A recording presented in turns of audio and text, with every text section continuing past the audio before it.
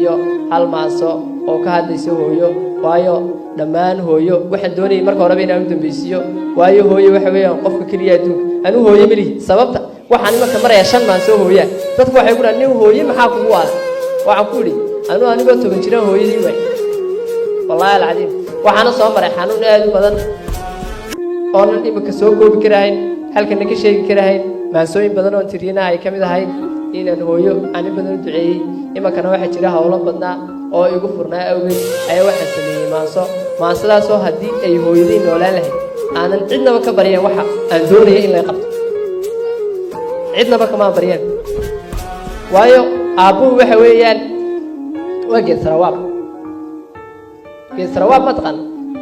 xagga saruunku inta yar geedkaaga hagaajiyaa wuxuu reerka inta badan ku leeyahay ilaahay uu ku diray hooyo kale kaaga dhigay mooyaan maasadaana waxaan ka codsanayaa inay madashu iyo kalaato maasadan waxa la yiraahdaa hibasho macnaheedu waxa weeyaan waxa aad tabayso oo ka maqan laakiin aanad heli karahayn oo meel aad u martay aanay jirin waxay ku bilaabmaysaa hibashaan la ooyaa heelkaan xasuusaa way ku dareemeen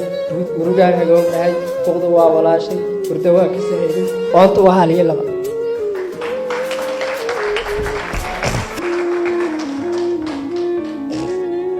oontu waa haliyo laba hedi waa sas badan tahay ciil heeray baa jira haliyan liitaba hacooyan indalasaba haddii aanad hagahayn kolba hudahudaynayn haarihiisa tusahayn kolna hiilku ka bahayn hadalka ciyo odhanayn hawlihiisa kala quban kol hareerta qabanayn kol hoggaan u noqonayn hooyo maanu jirin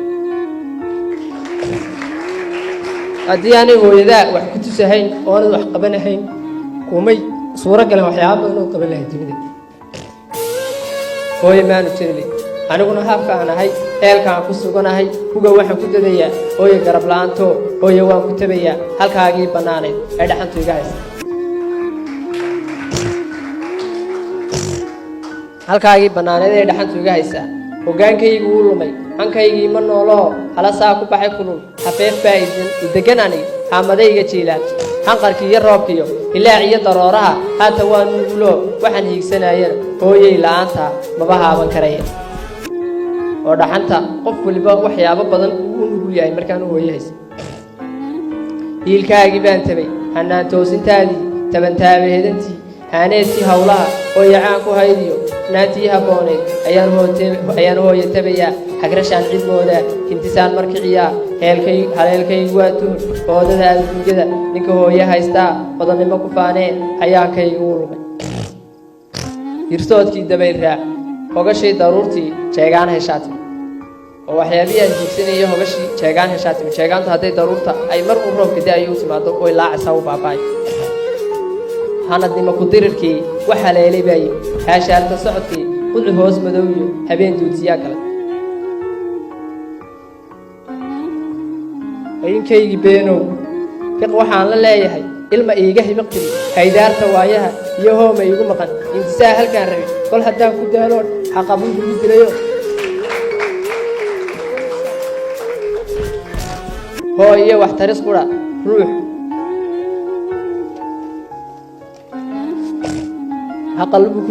haqabluhu miduu dilay hoo iyo wax taris qura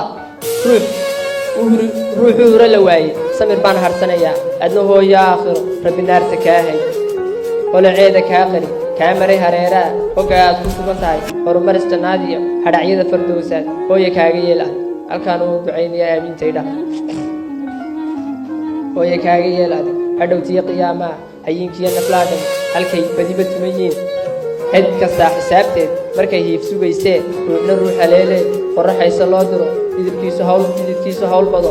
noqon ruux ka hoos gala hadhka uu raxmaankeen u hibeeyey khayrlaha hadhowtana ku biyo shubo hooygii naciimaad dibadaas ku noolow maasadina halkaasi ku soo dhammaatay waxaan idinka raaligelinayaa qadarka ay intaasi nagu dhacday